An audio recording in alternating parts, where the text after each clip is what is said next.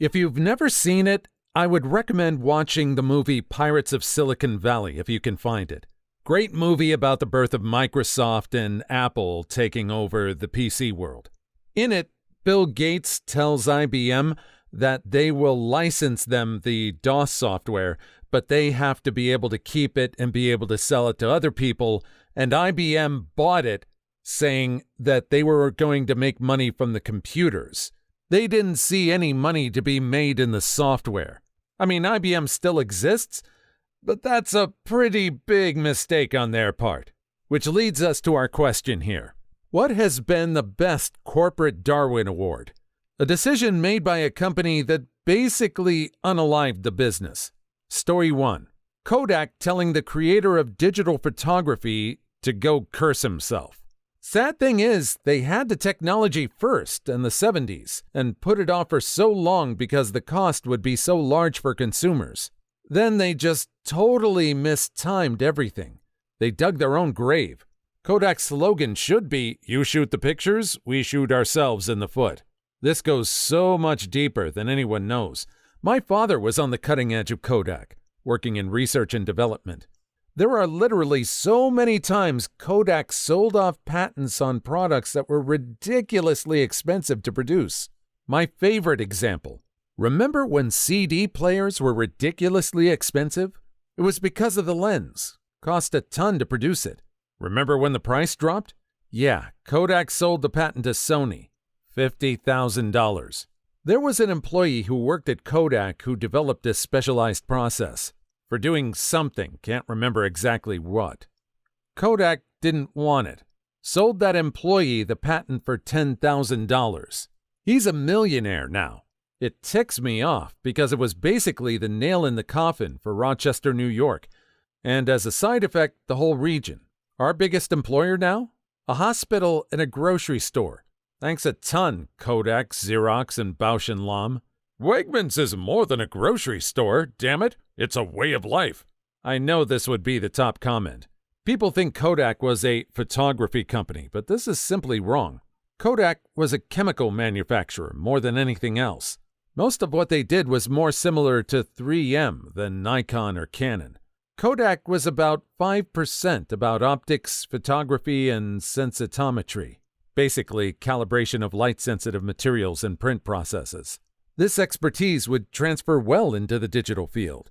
But that tremendous engineering expertise and intellectual property was all in support of a giant operation devoted to turning plastic, gelatin, and silver into imaging products, and producing millions of gallons of chemistry to develop it.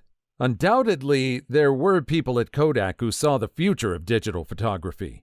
Even if they had maintained dominance in making digital camera sensors, they still would have had to shutter all of the factories they had as of 1990 and lay off almost all the people.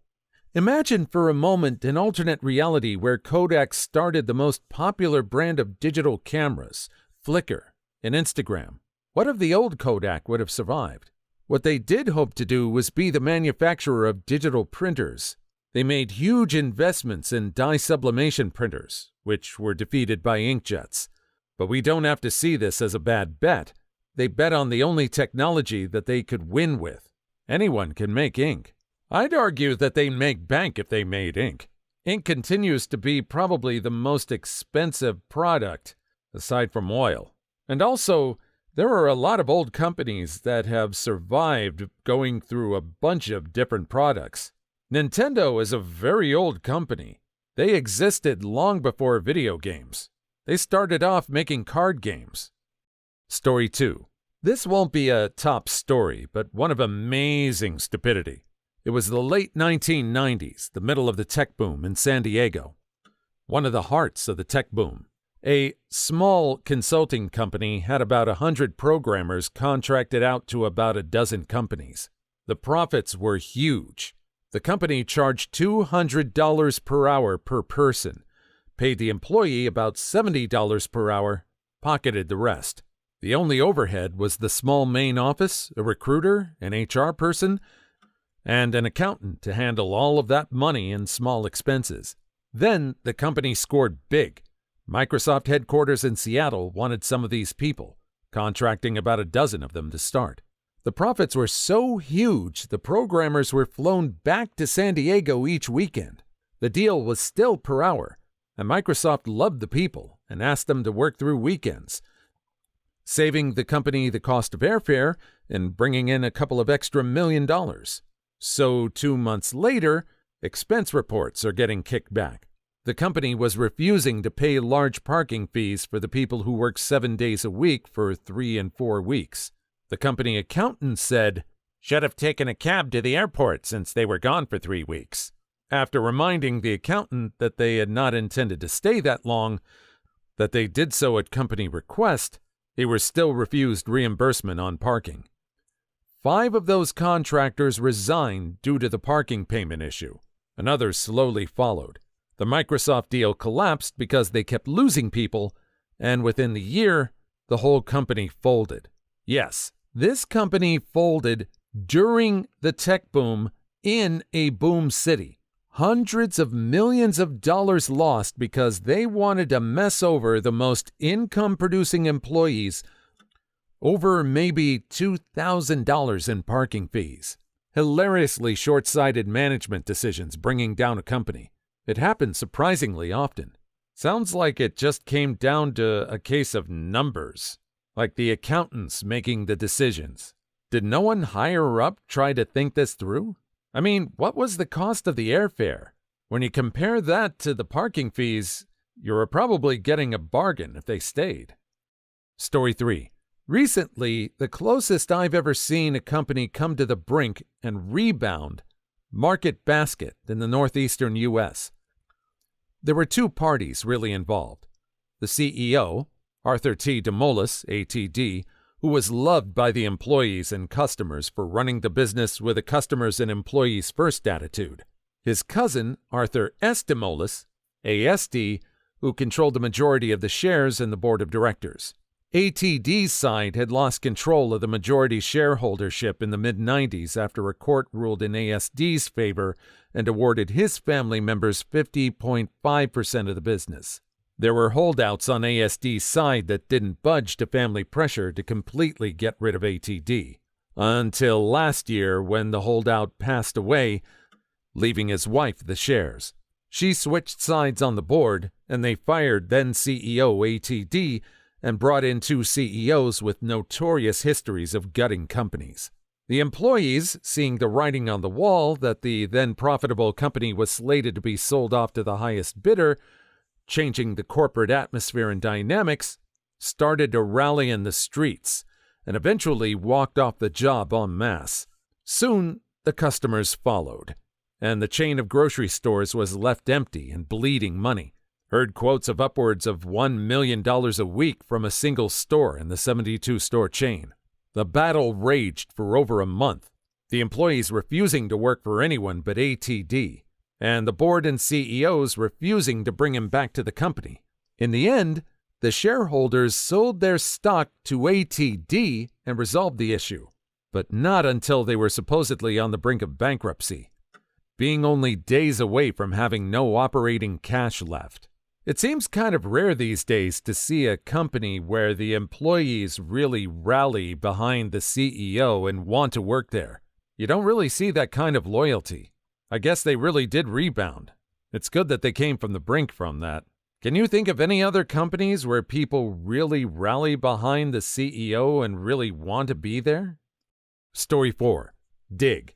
That irreversible system upgrade. Never used Digg. What exactly happened? Originally, Digg was basically a news entertainment site where the top stories were voted up by users, similar to Reddit. They changed it round so that there was a much heavier emphasis on connecting to people and organizations. So you had your own personal front page influenced by which people you followed. A bit more like Twitter. People were already annoyed by the influence of the most heavy users at the time, and the change made it way worse. It was like they took one thing about the site that annoyed people and made it the main feature. It was like a pretty version of Reddit, but without subreddits. Then they changed it so users couldn't really submit content anymore, and the only postings came from the RSS feeds of major news outlets. It's still around in that form, but almost no one uses it. I hated Reddit at the time, mostly for its aesthetics, but this forced me over, and I haven't regretted it. I think they're doing okay again in their new form, but yeah, they went from being the biggest site of their kind on the internet to a laughingstock and running joke, alienated their user base, and turned Reddit into the powerhouse it is today.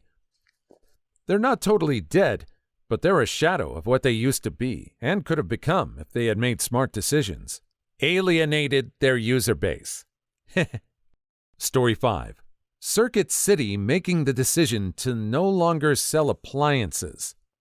No matter how bad the economy is, people will still buy refrigerators, washers, vacuums, etc., but they'll wait on TVs and video games.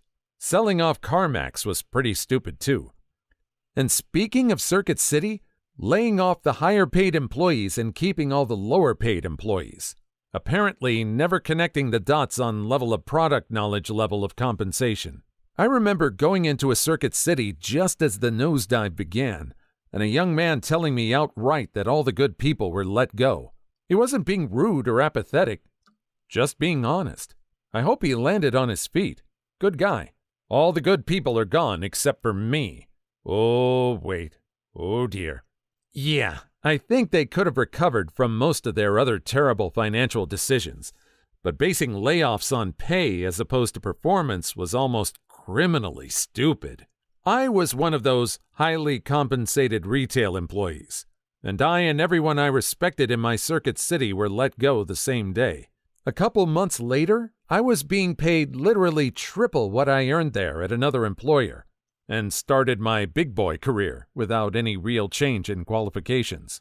What they didn't count on is that I and most of my peers took all of our loyal customers with us, because there was no way we weren't telling people what they'd done to us. Story 6. The CEO of Red Lobster was fired over an all-you-can-eat promotion because she underestimated American gluttony. Unfortunately for Red Lobster, they'd never met America before, and foolishly thought that customers would either be full or just completely sick of salty, rubbery restaurant chain quality sea meat after a plate or so. A few scant weeks later, Red Lobster was already seeing a loss in profits. This was compounded by the simple fact that in 2003, snow crab leg prices were at an all-time high, meaning that Red Lobster actually lost money on every customer ordering more than a half dozen, which was a problem, seeing as how the average customer ate at least 2 dozen. Even worse, the all-you-can-eat promotion meant that people were sitting for hours on end while paying one flat price, thus leaving the other still profitable customers who were inexplicably not interested in personally devouring a species to extinction with longer wait times. They often left before being seated, and so, for a short time in the early 2000s, Red Lobster abandoned the normal restaurant business altogether to cater exclusively to masochistic gluttons who had a bone to pick with the sea. In doing so, they lost over $3 million in that quarter alone. The president of the company stepped down shortly after, though she vehemently denied that the idiotic $3 million crustacean bet that she put up against America's metabolism was the deciding factor for the resignation. Do you think she got some kind of golden parachute? I'm kind of curious as to where she ended up afterwards. Did she end up at another company? Was she ever a CEO again? I have a feeling she wasn't hurting financially after stepping down from this. I wonder if she ever studied an all-you-can-eat buffet in Las Vegas. Those show up everywhere. Story 7. This year, Powder, a group that ran Park City Mountain Resort, the number 3 family ski resort in the country, got absorbed by Vail, its competition, and removed from ownership of its resort. Why? Because after 20 years of having the greatest lease in history, about $150,000 a year for a resort that grosses millions and millions, the end of the lease time rolled around, and they forgot to renew it. Literally, that's it. Someone didn't take down a note, and they turned their paperwork in 3 days late, got sued, and lost everything. Do your paperwork. Not to argue, But I think Arthur Guinness got a better lease. In 1759, he signed a 9,000-year lease for Dublin's St. James Gate Brewery for a mere £45 a year. Of course, the lease is no longer in effect since Guinness bought the land years ago, but still, someone I know pays £3 a year lease for her house on some land owned by a wealthy family. The lease was written in the 18th century. For several hundred years, the owners never even bothered to collect, and they send her a gift basket every year. I'm an employer of Vail Resorts after the acquisition, and it was a mistake, and the man who made it was fired. Powder Corp still owns quite a few successful resorts, so it didn't really ruin them because they ended up selling for quite a bit. Story 8. Enron for paying their executives idea bonuses before the ideas turned a profit. They paid one guy millions for inventing an online movie downloading service about 10 years before that was feasible. Ironically, the documentary is available on Netflix. Smartest Guys in the Room, for those who are interested. I love that doc. And that example was the least of their problems, considering the purposed rolling blackouts, mark-to-market predictions, and pump-and-dump schemes they pulled. Just one bad decision after another. Lou Pye, though, he's the real smartest guy in the room. Absolutely.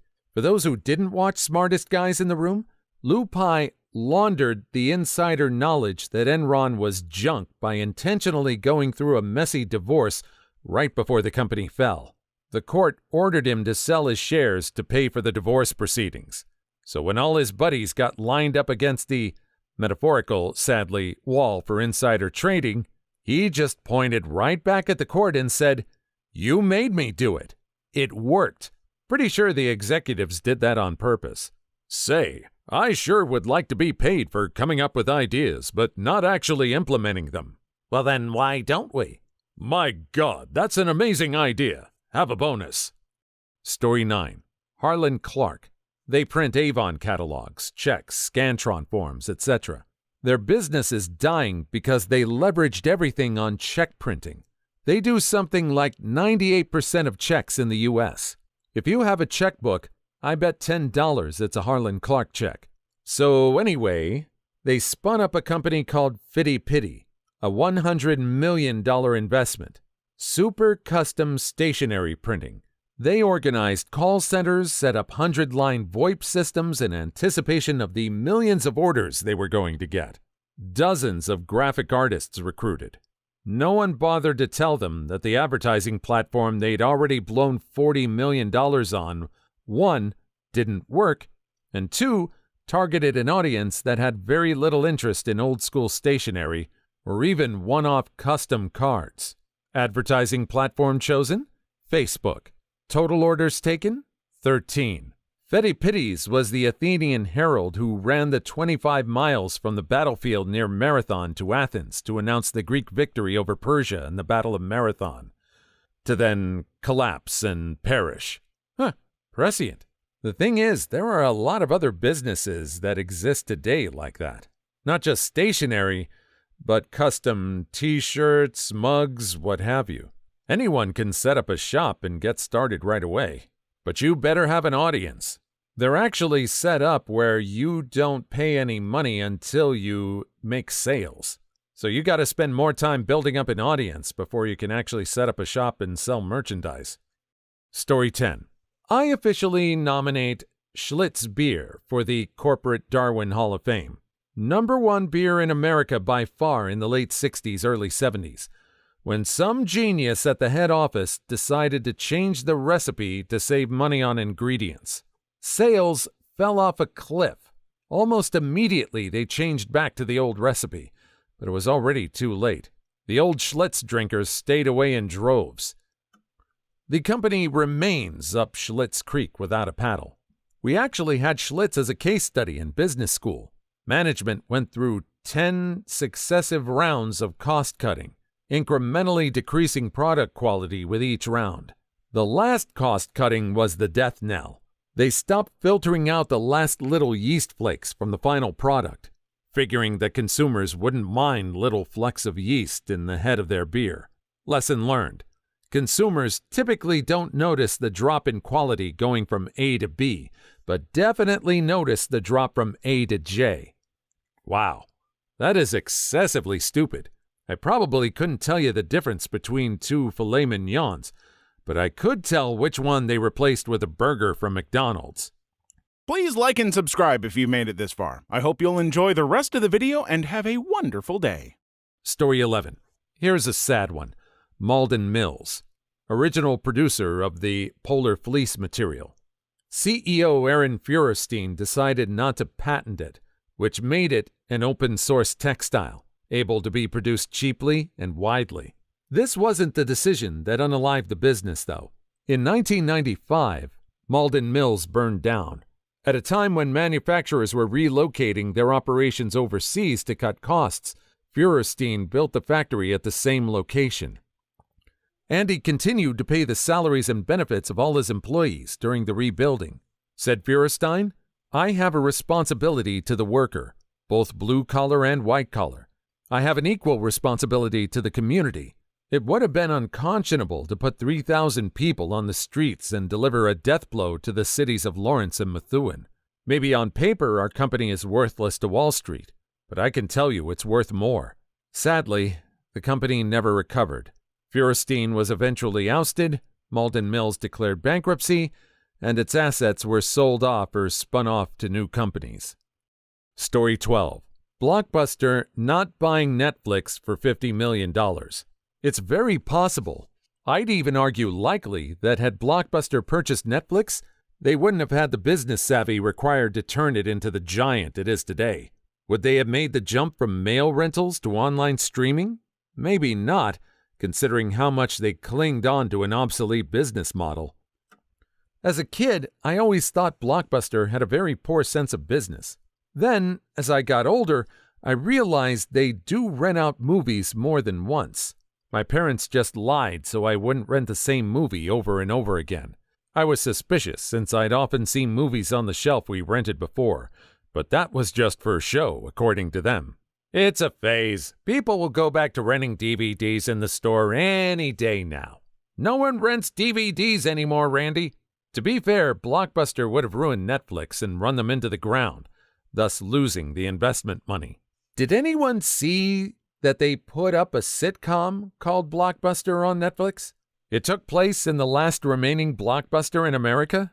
Netflix put together a sitcom about the competitor they drove out of business. I don't care what you say, that's gangsta. Story 13. Gerald Ratner called his own product total junk and inadvertently wiped £500 million from the company's value.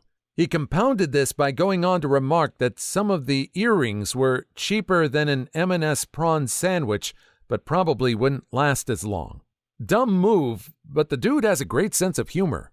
Even better is the Ratner effect. I love that it has a name. Reminds me of the Osborne effect. The Osborne 1 was the first commercially successful PC. The founder pre-announced the successor to the Osborne 1 way before it was ready to come to market. His announcement, touting how good the next machine would be, flatlined demand for the Osborne 1.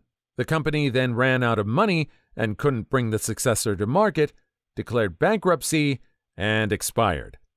Story 14. We love rice here in the Philippines.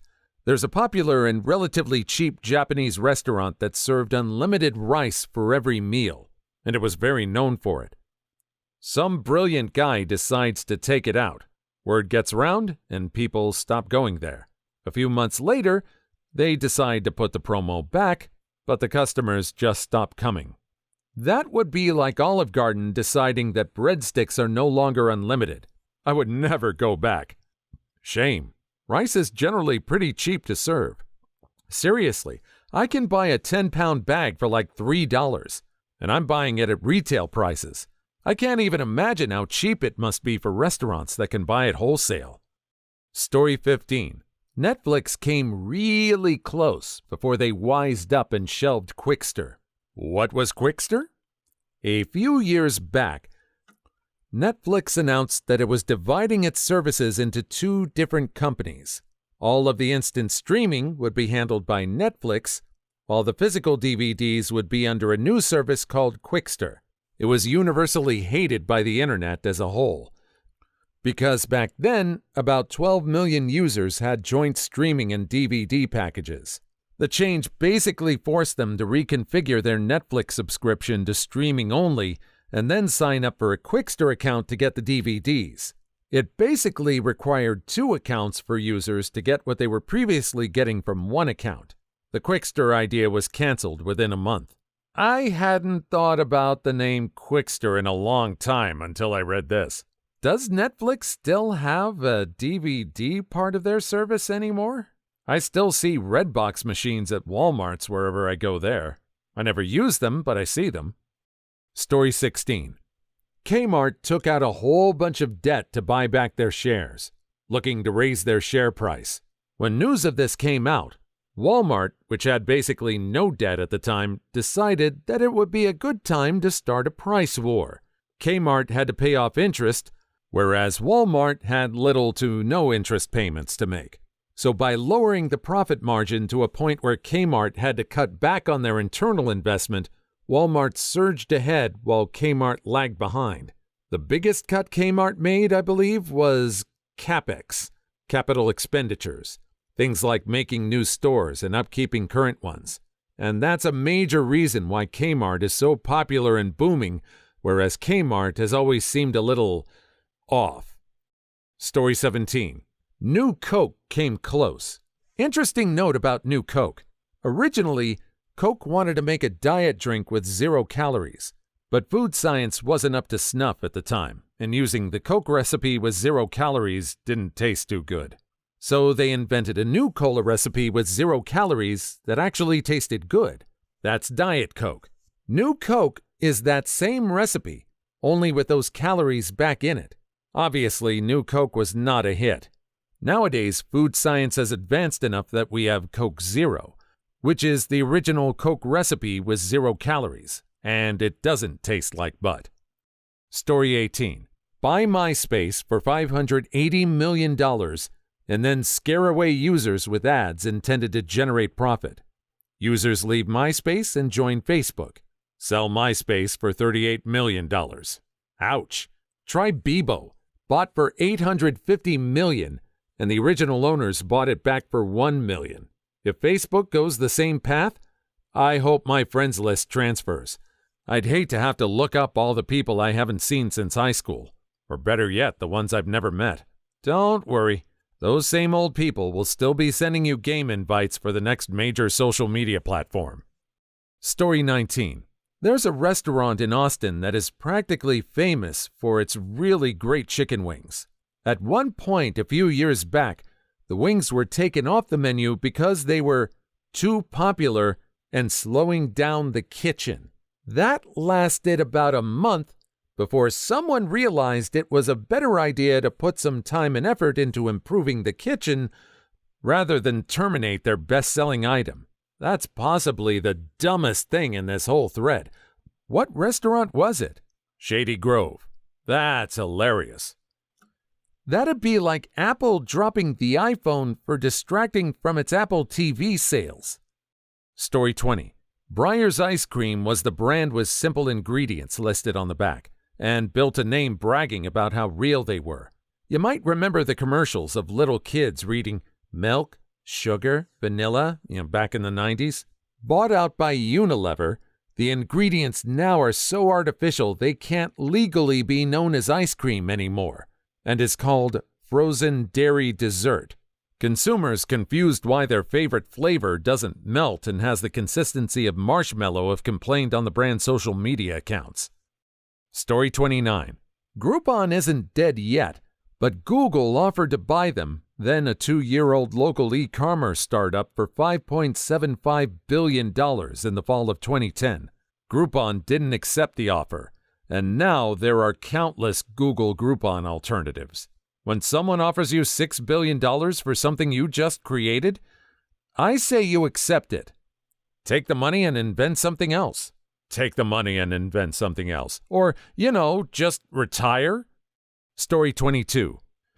Prodigy Online Service. They had a great message board system which was included in the monthly rate.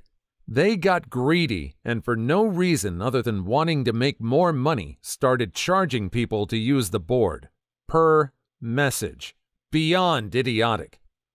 And at the time, so many of us users were like, okay, we're done with Prodigy then. Within 1 year, they lost almost complete market share to CompuServe and AOL, and were all but non-existent shortly thereafter. All because they got extra greedy. Story 23. It didn't kill the company, but Fox inadvertently handed George Lucas a multi-billion-dollar merchandising empire to save a measly $20,000 on his Star Wars salary. Watched a documentary on it, and it seems a fair trade, to be honest. Basically, it says Fox was on the verge of bankruptcy, and basically Star Wars saved them. So they might have been strapped for cash, and it seemed like a wise move at the time. Story 24. I own a vineyard and was looking for numbered tags to attach to the post at the end of each row. One website that sold such items said, "Don't use cheap cattle tags to mark your rows," and proceeded to describe how much better their tags were. I thought, cheap cattle tags, of course, and promptly found and purchased them at a fraction of the cost. I would never have thought of it if not for this great marketing. Story 25. It didn't kill the business, but Xerox basically gave away the concepts behind the modern PC to Apple. Apple, Microsoft, and anyone else that came calling. PARC basically invented everything we still use in modern computers. Graphic user interface, mouse, laser printers, Ethernet, but Xerox had no idea what to do with it. So they just demoed it to everyone and anyone who asked. They could have owned the computer industry. They didn't even patent it? I gotta look that up. They must have had a patent on something. If they didn't at least get a cut of those ideas from all these people that are using them now, that was a dumb idea. Again, watch Pirates of Silicon Valley. They showcase Apple going in to talk to Xerox about all this information. Story 26. Borders ceasing business operations with Amazon. Borders starting their digital operations through Amazon. Barnes & Noble made their own paltry digital effort, and at the same time, Borders sided with its worst competitor. Also, in order to reduce costs, it gave some publishers control over what was going to be displayed in the stores. And of course, these publishers only wanted to show their own titles. Story 27. Sci-Fi Channel changing their name to Sci-Fi and replacing their good shows, i.e. Battlestar, with crummy reality TV. They're lucky they still exist at all. R.I.P. Sci-Fi. Story 28. Radio Shack's decision to move away from hobbyists and general electronics to become a cell phone store. Why be the best dork store when you can be the worst Best Buy? Story 29. I worked on the TV show Fear Factor. Pretty sure making two hot blonde girls drink donkey killed the show. It was canceled after the controversy of that episode. Story 30. Motorola thinking smartphones wouldn't catch on. Related? RIM thinking they could ignore the consumer space of the smartphone market. Story 31. Excite not buying Google for $750,000. Story 32. Western Union rejected the telephone in 1876. Please leave your story in the comments. I would love to make a video on them in the future. Also, don't forget to like and subscribe.